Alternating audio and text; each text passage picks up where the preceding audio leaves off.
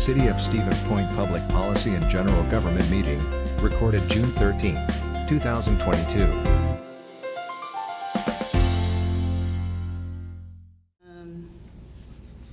6:18. This meeting is called to order. And clerk, would you please call the roll? Fischler. Here. Kiemer. Here. Christensen. Here. Zarazua. Here. Kneebone. Here. Okay. Item number 2, license list. So we can take items A through L. And it looks like most of them are renewals. Do I need to list those You don't. They're in the agenda. You can actually go further if you'd like. for the? Entire item. License list. Goes up to P. Oh, okay, okay, so the renewals for the Class B beer, Class B liquor licenses, renewals, and also temporary licenses, as well as the commercial animal establishment license renewals, and the junk recycler license renewals, taxi cab company licenses, and taxi cab driver license renewals. All right, and I'm looking for a motion. Alder Kiemer, I'll make a motion to approve the license list. Okay, I'll second. seconded by Zarazua. Any discussion? Any concerns by law enforcement? No concerns with the PD. All those in favor say aye. Aye. All those opposed say nay. Okay, and those items are approved. All right, item number 3 is a request to hold an event street closing. It looks like these are reoccurring events for the Riverfront Rendezvous from July 1st to July 3rd. Item number B, the 4th of July Parade on July 4th. And item number C for Discover Downtown on July 15th and July 16th. Is there a motion? So moved. Okay. I'll second. Seconded by Kiemer. All right, and all those in favor say aye. Aye. Aye. All those opposed say nay. Okay, and those items are approved. And let's see, there are new events. The roller derby game on July 16th, which is a new event, and roller derby game on August 16th, which is also a new event. So those are, would anyone like to make a motion on that, on those items? Alder Kiemer, I'll make a motion to approve the roller derby games on July 16th and August 13th. Okay, I'll second. seconded by Zarazua. All those in favor to approve, say aye. Aye. Aye. All those opposed, say nay. Okay, and that motion carries. And beekeeper permits. Item number A for Lucas Arneson, and item B for Matt Jaworski. And these are for beekeeper permits. And I guess anybody make a motion? I'll move to approve the beekeeper permits. Okay. Is there a second? Is there a second? Are there any concerns? Okay. All those in favor of approving the beekeeper permits, say aye. Aye. Aye. All those opposed, nay. Okay, that's approved. All right, item number 5. Ordinance amendment for public peace and offenses against public policy. Amend deposit amount for possession of marijuana, possession of drug paraphernalia, and quantity of possession of marijuana. So this was brought forth by, let's see, I'm so sorry. Alder Kneebone. Alder Kneebone. Do you want to go ahead and elaborate a little bit on this? Sure. I brought this forward at the request of a citizen. I think it's timely and felt like it merited discussion. I will move to approve the ordinance amendment so we can start the discussion. Is there a second? I'll second. Seconded by Zarazua. Discussion? Oh, anyone? Oh, okay, go ahead. I won't touch the mic either. Ron Carlson, 6th District Alderperson. I just want to first of all start out by complimenting Ben Colick. Very active, enjoyed a great conversation with him for 45 minutes to an hour. I learned a lot. I hope he learned a lot. It was a good exchange of information. We had a good talk. With that said, I already feel you have decriminalized marijuana in the city of Stevens Point already. And to move it down to a $5 fine, I think is somewhat going backwards, sending a wrong message maybe. I think it's up to the state of Wisconsin, along with the 37 other states who have already changed the marijuana laws. I think it is up to the state of Wisconsin to change the laws, not the city of Stevens Point to lower it. It might have unintended consequences by lowering it to a civil forfeiture of a ticket. You may see arrests now that will actually go the state charge way, which is far more serious than a city ordinance. People can be charged with possession of marijuana as a criminal offense. That doesn't mean the district attorney's office is going to charge those, but yet it's going to go through the district attorney's office. I just think we're in a good place right now with the fine is what it is, and maybe Acting Chief Rotier could speak to it, I don't know, but I think we're at a good place right now. I think to lower it would send a wrong message, and I really would like it left up to the state of Wisconsin to change, not the Stevens Point Common Council. Thank you. Any other comments? Sean Morrow, I'm the alderperson for Area 11. I want to echo what Ron says. This is not up to Stevens Point. This is up to Katrina. This is up to Representative Katrina Shanklin. This is up to Representative Patrick Tesson to do this. The problem with this is that this is not an underage drinking ticket. If you get 2, that could be a Class I felony offense. I mean, is the DA going to charge that? Maybe not. But if you're someone who's in college or something like that, that is a risk that you would also have. Do you want to? And even if they do charge out and you win, you're with your name's going to be on CCAP. You're still going to have your legal fees. You're still going to have your fees, fines. You might be on probation with me for a year or 2. And then you might get that expunged, but then you're still going to have to go through the criminal justice again. And this is not the same. I mean, should it be legalized? That is not for us. I think that it wouldn't be a bad thing, but it's like it's not our call to make. I think we'd be setting people up. $100 fine. I know at the college they have their ways of dealing with things, but still, I think we'd just be setting people up. And I think that would be a way to cost people more money if they have to go through fines, fees, and legal fees and so on. So why would we end up wanting to really do that? This is not about legalizing it at Stevens Point. This is about what the courts would end up doing, what I see the courts doing. I mean, sometimes they do charge it out, sometimes they don't. What's the determination of that? I mean, that's not a case-by-case thing. But by us doing this, we're going to be, costing a lot of people a lot of money. You might see it. Oh, this it's just going to be a $5 fine. Then they get caught twice, and they have a Class I felony on their record.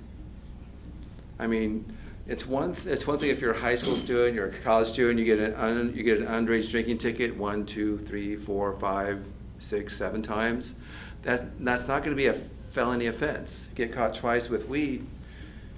That's a risk that you're going to have, and I don't think a lot of the kids are going to understand that. They're going to think, oh, it's just like I get caught with another beer, and that's not going to be what's going to. That's not what's going to happen to them. I think this is, if folks are going to smoke weed, they're going to smoke weed, right? A fine's not really going to change that. But I don't think that we should really be trying to encourage that either. Thank you very much. Chair Fischler, you also have at least two online people that have raised their hand and expressed interest in speaking. Mitchell Craven and Joshua Rosencrantz, whenever you get to it. Okay. I Is there anybody? comment too as well. Okay. Jonathan, over here. Yeah. I see Ben. Ben, sorry.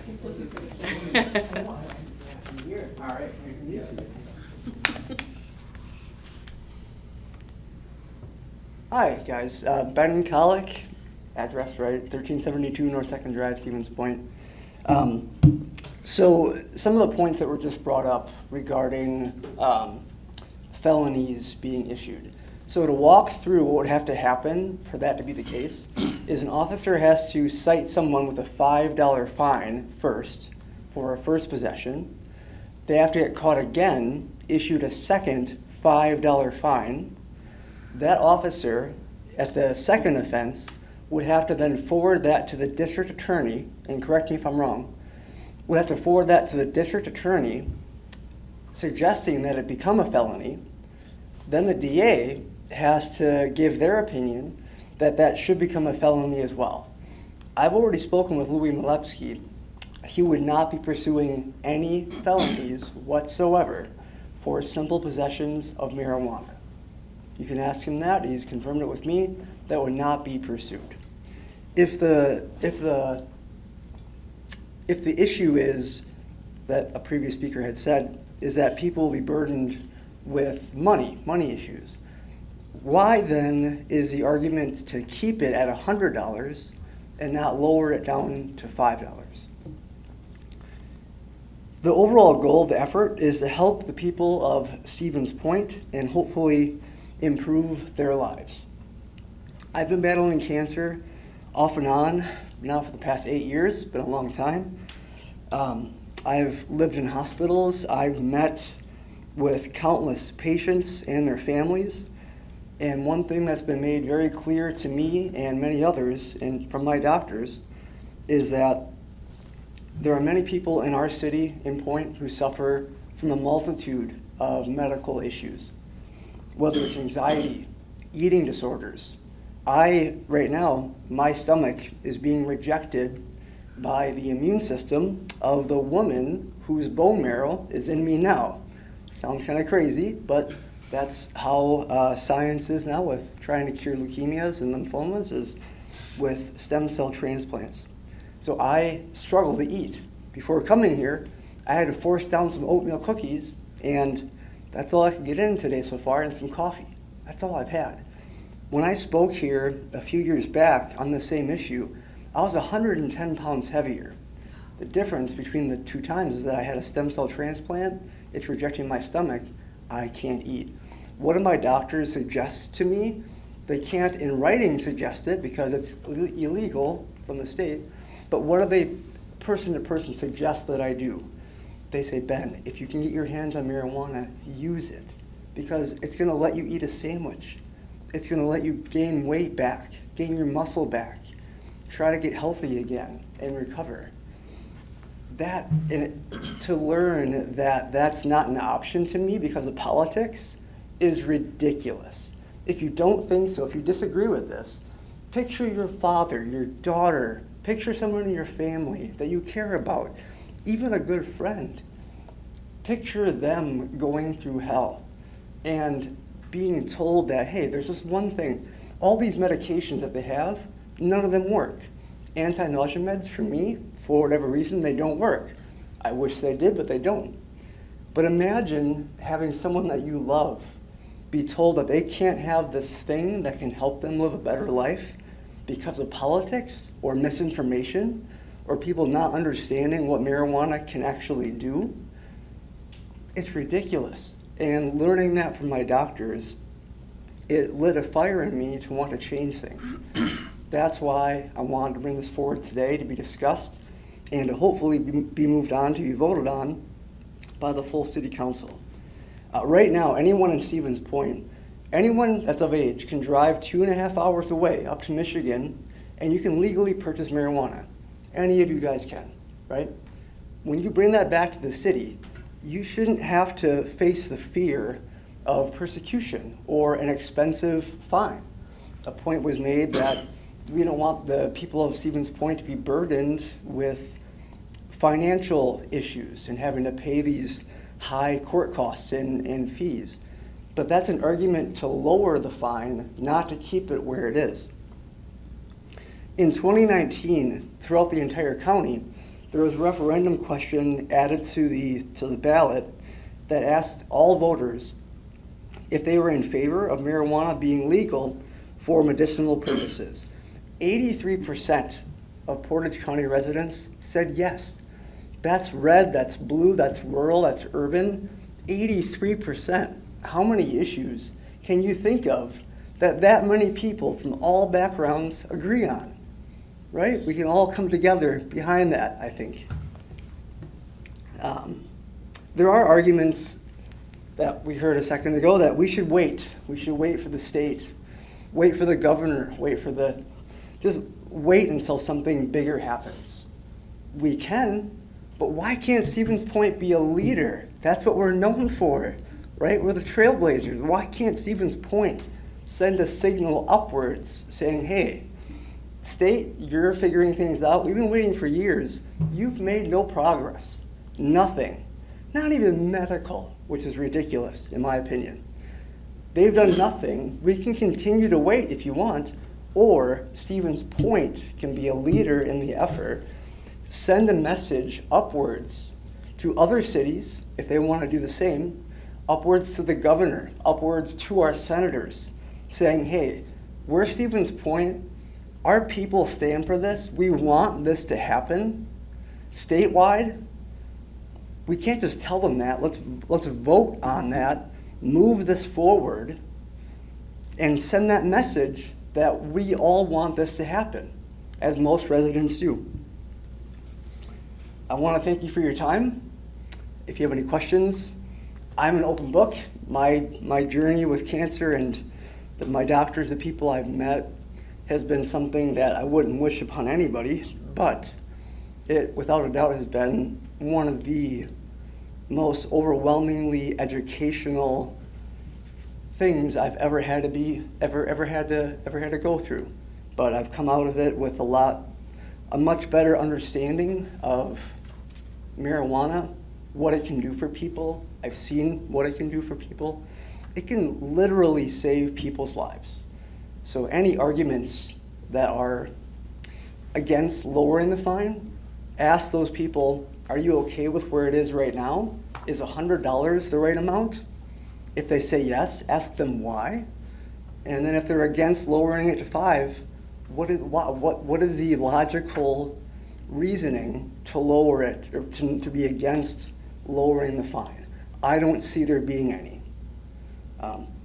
Thank you guys for listening as I talk. Have a good rest of your night. Thank you. Thanks, Ben. All right, and you said there are some people online. You You've want got to speak? the assistant chief, and there's at Whoever you least wanna two take people first is fine. online that, two people online that had indicated. That's all I saw right off the bat. Okay, we want to take the online folks? If it's okay, I'll just, Mitchell Craven, Sure. and then. Yeah, hey, can you guys hear me? Next. Okay, Yes. Yes. Perfect. Yeah, my name is Mitchell Craven. I'm part owner of Alleviate Wellness here in Stevens Point, and I just wanted to get on and show my support for Ben and lowering the fine to $5. Here at Alleviate, we're selling psychoactive cannabis products, which I'm sure most of you know at this point. And it's really sad that people have circumvented the law and the Farm Bill to get to where we are today. I deal with people daily, every day, that benefit from cannabis products, whether it be veterans that are having a hard time going out in public due to PTSD and things, and are finding a way to smile from using cannabis products, to older people that are just looking for a way to get rid of some of the aches and pains. Most of the customers that come into our store are not what most people think of as your typical stoner. These are your colleagues. These are the people from your neighborhood that are coming in and just looking for an alternative. I think going from $100 to $5 to me is a no-brainer. The only difference is that we're taking more money from people at $100. I don't know. I'm from the area. I'm pretty in tune with, let's say, the culture. And I don't know of anybody that's getting 2 simple possession charges and ending up with felonies. I just haven't heard of that happening. So at this point, going from $100 to $5, all we're doing is lessening the burden on people that are looking for something that's less addictive, less inebriating than alcohol or prescription drugs sometimes. And I don't think faulting them for that is right. And I think at this point, going down to $5 would just be the common sense thing to do. Thank you. Thank you. Mr. Rosencrantz?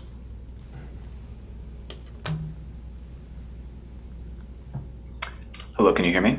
Yes. Yes. Perfect, thank you.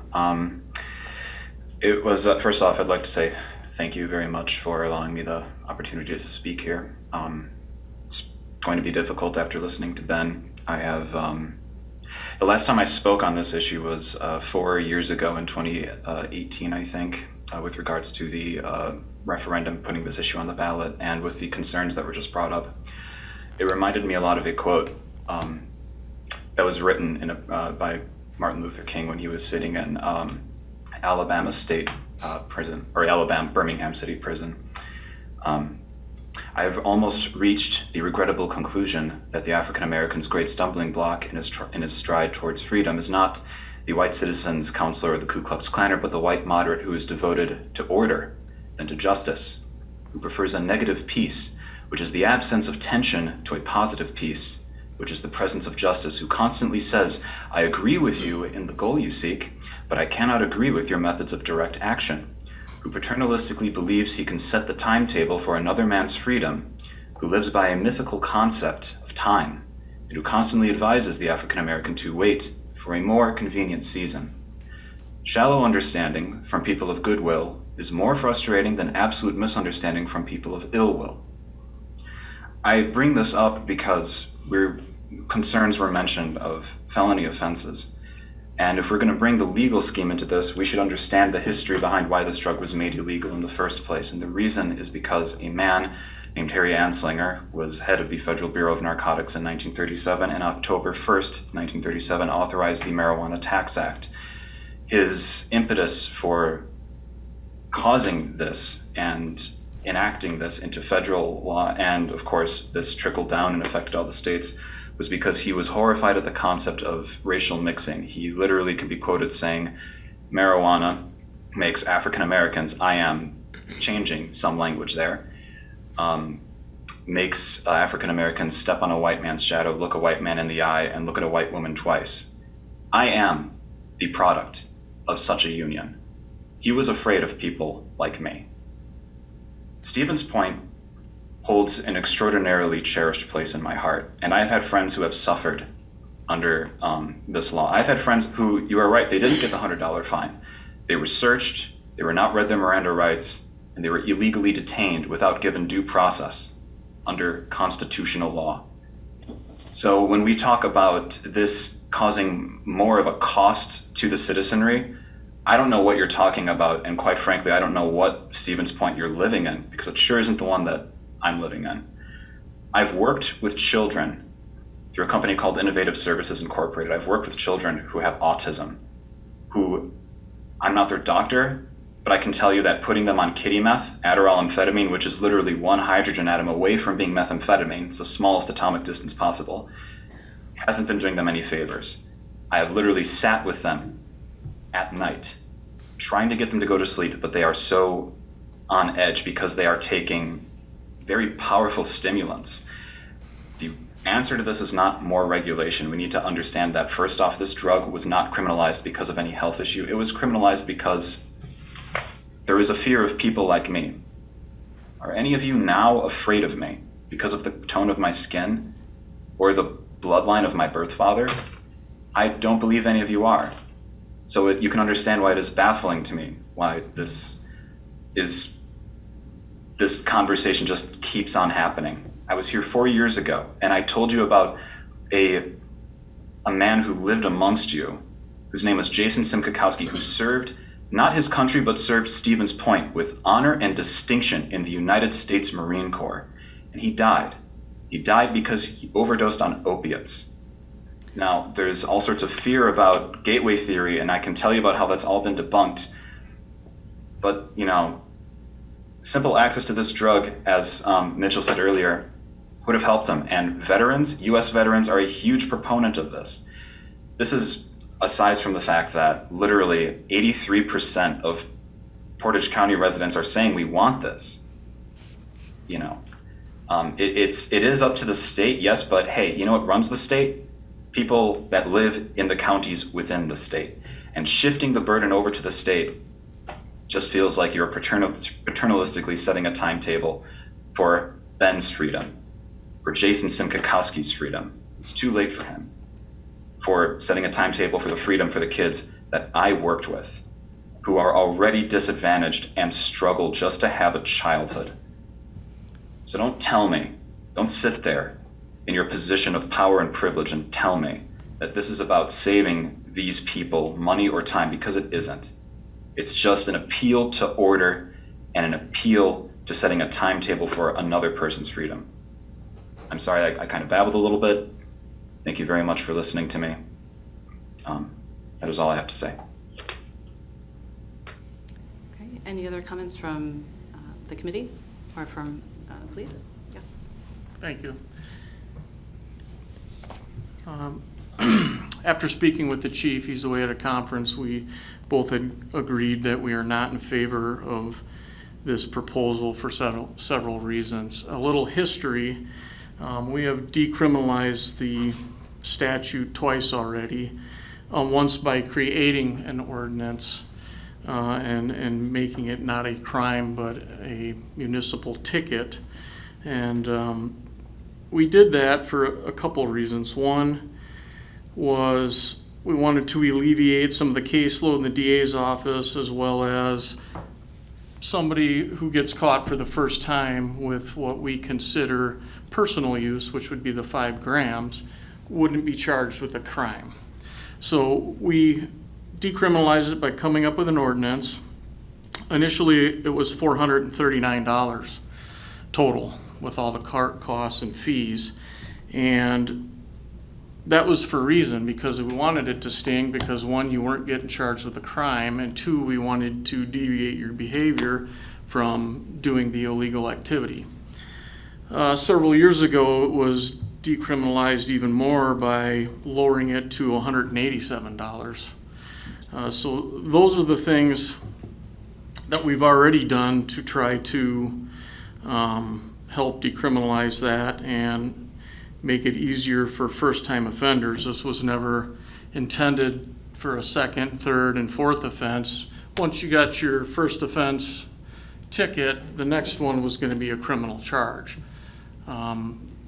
We don't send a ticket up to the DA's office and say, can you make this a felony? It would be a first offense criminal charge, and then the second offense in this state for simple possession would be a felony. So that's kind of how that works.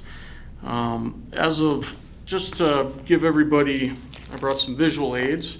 A lot of people are like, well, what is 5 grams? What does that look like? So this is 5 grams. So this is what we're considering to be personal use. Now, I mean, that's a good amount, but it's not a pound, it's 5 grams. So we're talking about 5 times this amount. So, I mean, it may fit in this bag, you may have to stuff this bag, it may need a little more than this bag, but that's a lot of marijuana, in our opinion, at the law enforcement level. These are just some things that people would smoke marijuana for personal use as a little glass pipe, and this is called a one-hitter. So that's what this ordinance was intended to deal with. Kind of that first time you're caught with personal use. If you change the ordinance as the way you've proposed it, littering would cost more. Littering right now is $124, and possession of marijuana under this new ordinance would be $67.30. We don't want to be known as the city with the most lenient THC law. Changing the ordinance makes that real, and I don't think that that's the message we want to send, at least on our end at the police department.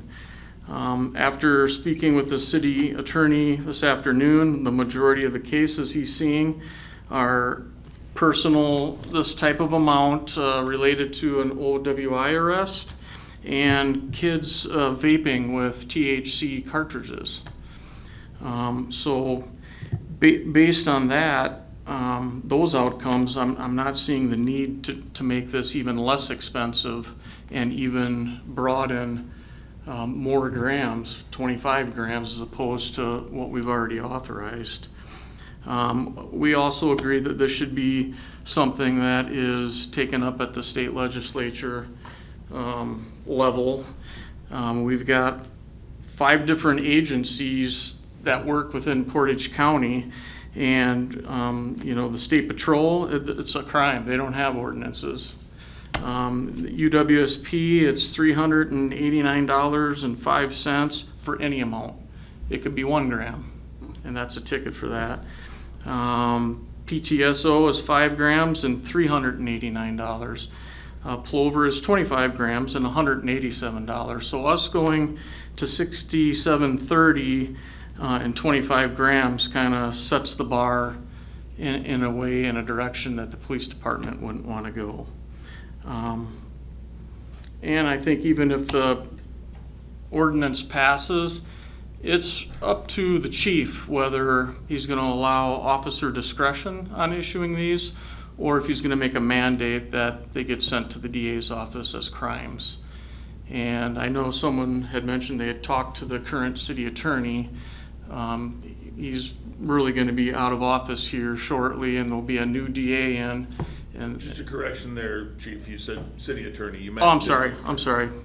The current district attorney, I meant, was going to be a judge here, starting, I believe, in July. So there'll be a new district attorney, and he or she can decide how they want to deal with that. But that's kind of the history of the ordinance. Why we came up with an ordinance was to kind of help those first-time offenders. And this wasn't to be a second offense and a third offense, and people keep getting tickets for this. It was meant kind of as a mulligan and to try to change the behavior, which is why we had the high ticket amount when we first started. Thank you. Attorney Beveridge?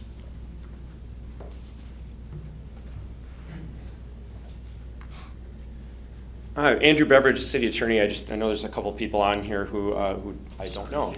So I prosecute these tickets when they come through the municipal court. So I've got a number of years of experience seeing the actual cases come through. I drafted the draft ordinance that's on the agenda tonight.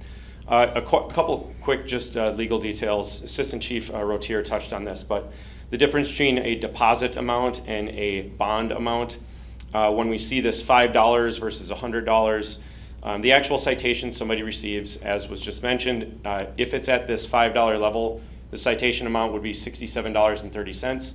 The sort of oddball amount there results from when you add in the municipal court charge. You have to pay the court staff. That's where some of the funding comes from, as well as some other surcharges that are imposed by state law. At the current level, the amount in the statute is $100. That results in a fine of $187. The original version, when this was first created, was a $300 deposit amount and a $439 bond amount. So one thing that I realized after this draft had gone to the agenda, just based on some conversations I had, particularly with Alder Kneebone, who had proposed this and asked that I draft this, is that we do not intend, or at least I don't think she intended, for this to lessen the penalty or somehow further decriminalize this in the context of kids bringing it into schools. Now, in order to accomplish that, I'll need to add some new language to it for a version that could appear next week on the council agenda. I also noticed there's some numbering issues I need to correct for the final draft on there as well. But just in terms of the actual enforcement of this, and with regards to the level it's currently at, I know they seem kind of arbitrary, whether it's 439 or 187 or whatever.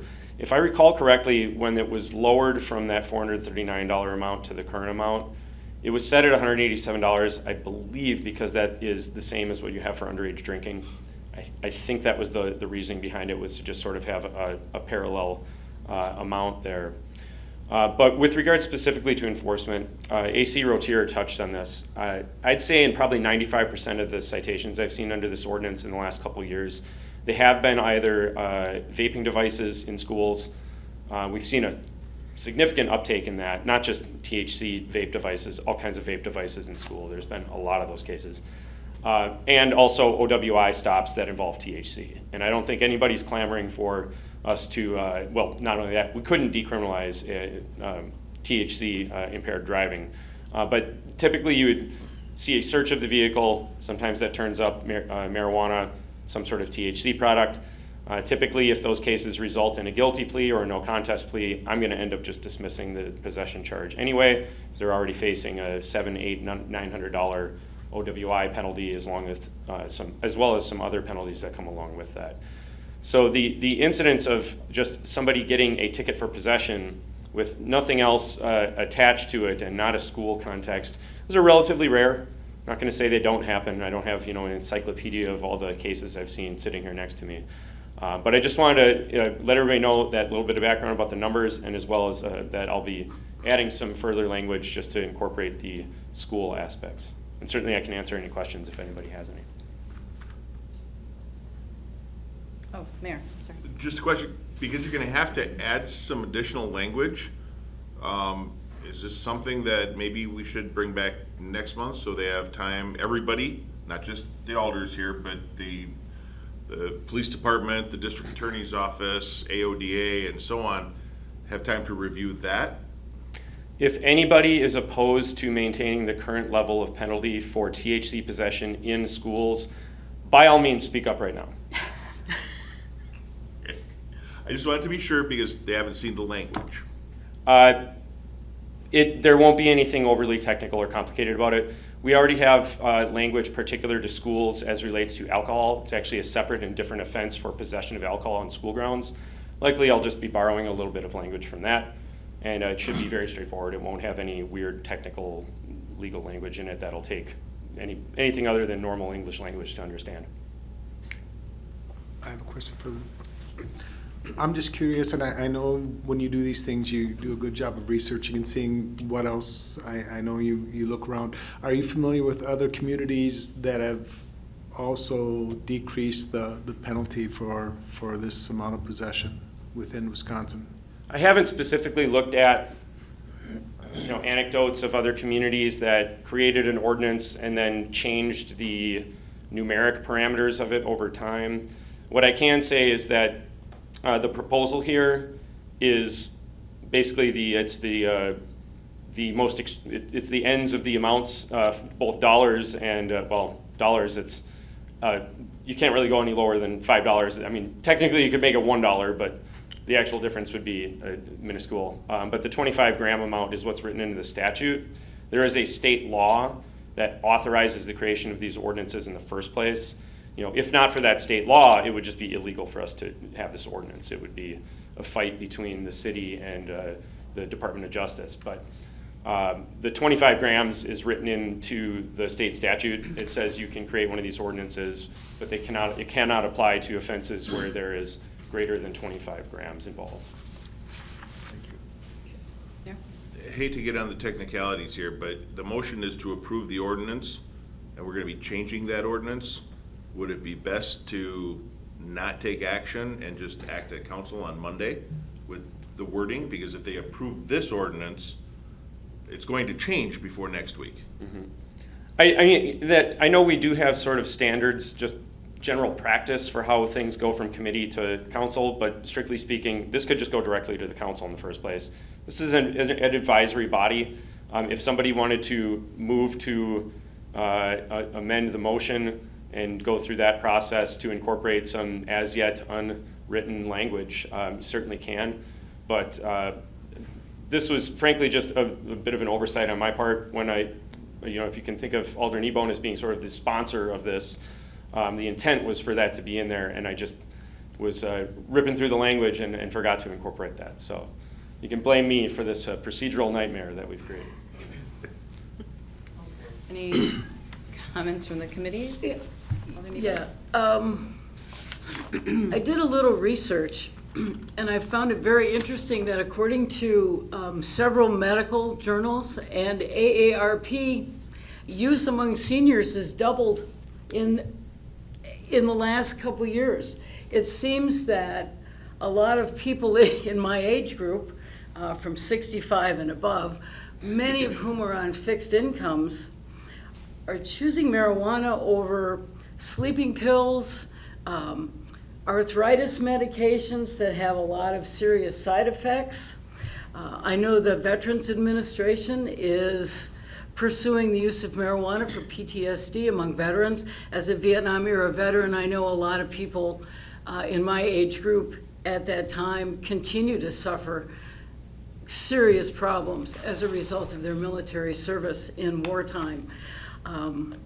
So I'm thinking of people like, I did have one comment from a constituent who's suffering from a stage 4 cancer that has metastasized. And about the only thing that gives this individual relief is marijuana. And that person was afraid to come here tonight because they didn't want their name associated with marijuana use for fear that they would get arrested. That's why I'm doing this, as Ben said, for the people that need the relief, that may be on a fixed income, like a lot of seniors are, and God knows the price of prescription drugs are going sky high. This might be a way to provide somebody some relief from pain or insomnia or nightmares that would be affordable. So that's why I support this. Are there any other comments from the committee members?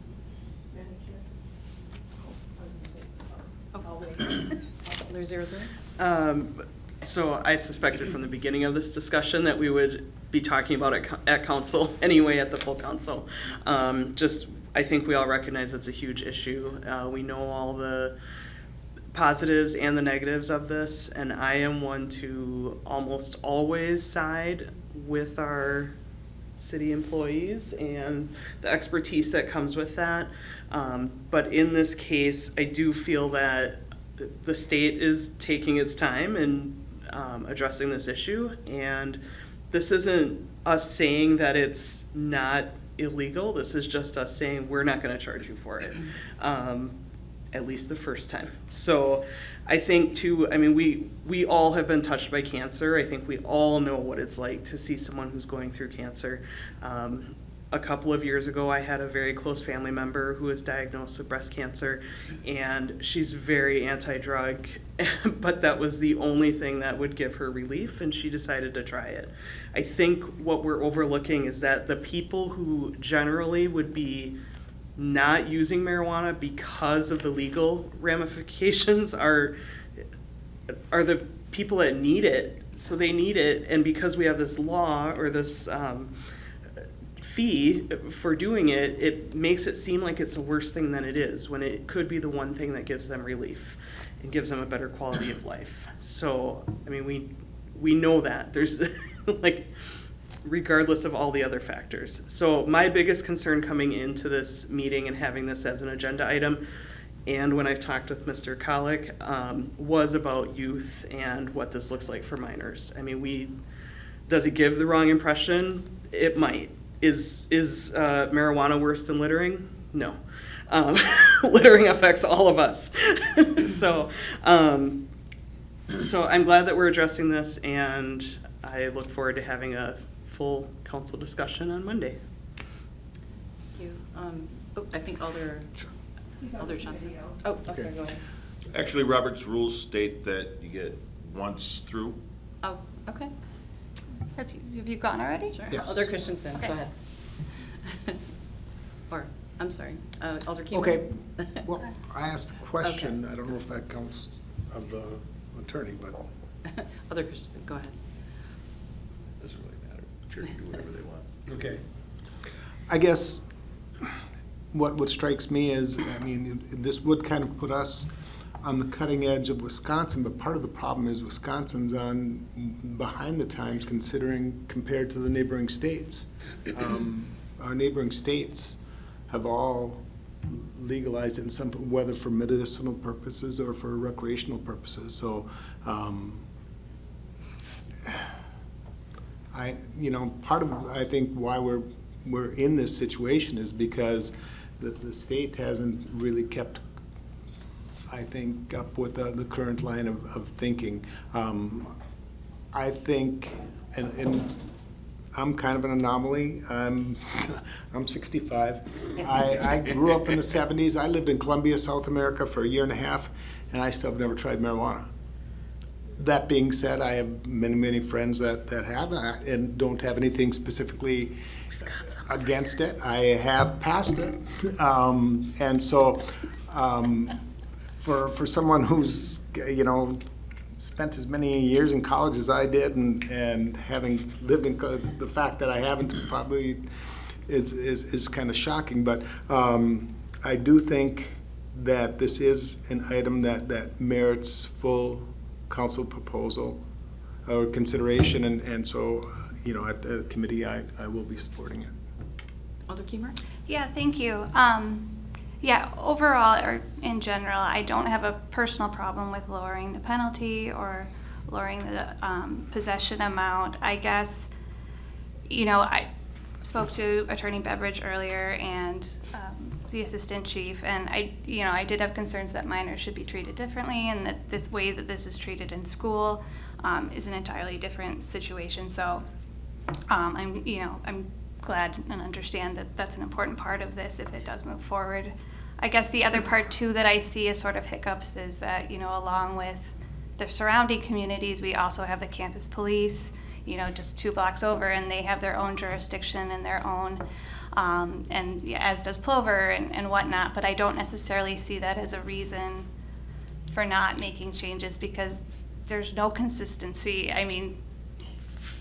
from state to state, and that we are surrounded by states where this has become legalized. I was curious about the 25 grams amount, and I think Attorney Beveridge partially explained that to me, and that's the maximum amount allowed. I was also informed that that amount, which is just under a gram, is in many states about the maximum amount that you can purchase at one time at a dispensary. I don't know if that's correct or not. The fact that Plover is currently using that amount, I think, makes me more inclined to not see a problem with raising it. I did also kind of look into, I was curious about how often these citations are granted. And I was looking through municipal court statistics, and the latest year that I saw, which was 2020, there were, I think, 16 citations issued for people in possession of this current amount, 5 grams or less. So this is a pretty small, I don't know, I think there was over 1,000 citations issued that year. So, a very small percentage. And, the police, are not knocking down doors and hassling people over this. I think, as the attorney and assistant chief mentioned, this is things that are incidentally found during traffic stops or other stops along the way. And again, I think, like Alder Christensen said, I would like to see full council speak on this. I would like to, I was hopeful that there would be some support from the police department with this, so I think if there's a way to reach some sort of compromise,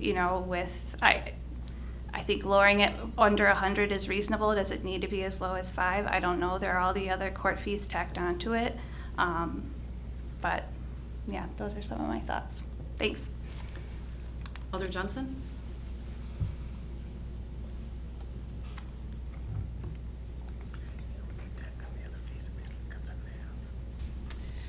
Good evening, everyone. Melissa Johnson, District 5. Thank you, Ben. Thank you, Mary, for this. This is important work. Many of you know my daughter suffers from an illness, and for the last 20 years we've battled with a lot of different doctors. And every day when we sit down to dinner, she comes with a handful, literally, of medications. Some of them are narcotics, some of them anti-seizure medications, some of them anti-this, that, and the other thing. None of them work. She's been in pain for the last 10 years and I can't stop it. I would like to be able to stop that. There's nothing I wouldn't do for my kids. So this is a very important step. And it was mentioned several times about the referendum. And I had the pleasure and the honor to be the ambassador from the Portage County Board to the legislature for 2 years. And I took the message from the people of this community that said, please, please, please make an exception for medical marijuana. And I would speak to our legislators, and they would support it. And I heard from one, our current senator, and he said, and he chairs, I don't think he does anymore, Health and Human Services, that would be under his venue. And he said, but leadership doesn't want it, so I can't bring it to the floor. So where this starts is the advocacy. In my experience, and I've worked on a lot of advocacy over the last 65 years, so I'm 60, actually I'm 66. Don't tell anybody I messed that up. It starts at the grassroots level, with your neighbors, your family, your friends, your community. Let's lift this up so that our law enforcement can say, okay, the state has spoken. But it's time, and I appreciate the work, and anyway, thank you for the time. Thank you. I guess I'm the last person. I have a few comments too. So I've also had friends and family who've suffered from cancer and have died of cancer. And I've been thankful to have a few that have survived cancer. And I know that pain management through and after a cancer diagnosis is a complex situation. There are other people who suffer from other ailments or accidents that require them to seek pain relief as well. I know some doctors, as Ben had stated, unofficially may point people to a dispensary, but we don't currently have any located in Wisconsin. Currently, cannabis is still 100% illegal at the federal level and is not yet legalized in the state of Wisconsin. Cannabis is also not something a doctor can legally prescribe to a patient either. Dosing is not regulated, and there's no oversight in Wisconsin at this point. And the current ordinance change doesn't have any age limits, so that's a concern to me as well. So as of right now, I don't see how changing these fines at this time would be beneficial to the community as a whole. So those are my thoughts. And with that, I guess, do we take this to a vote then? I guess, because there's a first and a second? Can I ask a follow-up question? Is that possible or not so much? I'm sorry? Did you Can I want? ask a follow-up question? Just one question? Sure, go ahead. Should I stand or? You're okay? At the lectern. So one quick question. So say, for example, that we do lower it to a $5 ticket. How often, officer, how often will you see yourself writing residents, responsible adult residents of Point, a $5 ticket, and why would you? Well, that's not something we're gonna be discussing here. Yeah, that's kind of like We're talking about the ordinance. Nothing has actually changed with the ordinance yet, so. Right, no, I'm saying if we do change it, why would a ticket for $5 be issued? Well, the simple and how- answer, and Ben, how is it's often? illegal. As of right now, it is still illegal. No, I The completely get that. police officer's job is to enforce any ordinances that the council deems to set forward. Right. So at the risk of overstepping my bounds, any ordinance the police department is responsible for enforcing, which includes speed limits, unless we put up signs and everybody follows the rules. Sure. But that's really what it comes down to, is the reason why is because it's illegal. Same with running a stop sign or speeding or jaywalking, I think is still a crime. Sure. I just want to at least get the question out there. Thank you. So I do have a question, Mayor, maybe, about, do we need to reorganize the, I guess, what we voted on, or make any adjustments? And the attorney can jump in anytime, but I think you'll be fine taking a vote, knowing, in full disclosure, that things will change, the words will change for next week. Or you could amend the motion to recommend those changes drafted by the city attorney be brought to council next week. Either way, I think it'll work, because as the city attorney said, this group is advisory to council. Council can still say no on the whole thing. They could say $50 on the whole thing. Sure. So I don't think it matters quite as much. I just personally thought it would be cleaner if we asked the city attorney to draft the changes, and then bring it to the whole council. But you can do whatever you need to. Okay, I guess, did anyone want to make an amendment, or? I trust the attorney to bring something next week that the full council will be able to make sense of, and I'm sure he would be available up until the council meeting for anybody that has any questions about the new wording. Definitely want to make sure that this does not let young folks think this is going to be a free ride for them, because there's a lot of studies that prove that marijuana use among youth is not a good thing. So wanted to make sure this only applied to adults. And I think we'll have that on Monday, I think, in a new, or in with the new language, so. All right, well, I guess, are we all ready to vote then? I think we should just Just take vote the on vote. it as is, and then let the attorney make changes, and what he brings forward to the council next week, the whole body can consider. I think that'll work. Okay. All right, we have a motion and a second. All those in favor of moving the ordinance forward, say aye. Aye. All those opposed, say nay. Nay. I guess motion carries. That is correct. Okay. That's it. I think that's it for us. And this meeting is adjourned at 7:14 PM. I was waiting for it. A video of this meeting is available for viewing on the city's website, stevenspoint.com/videos.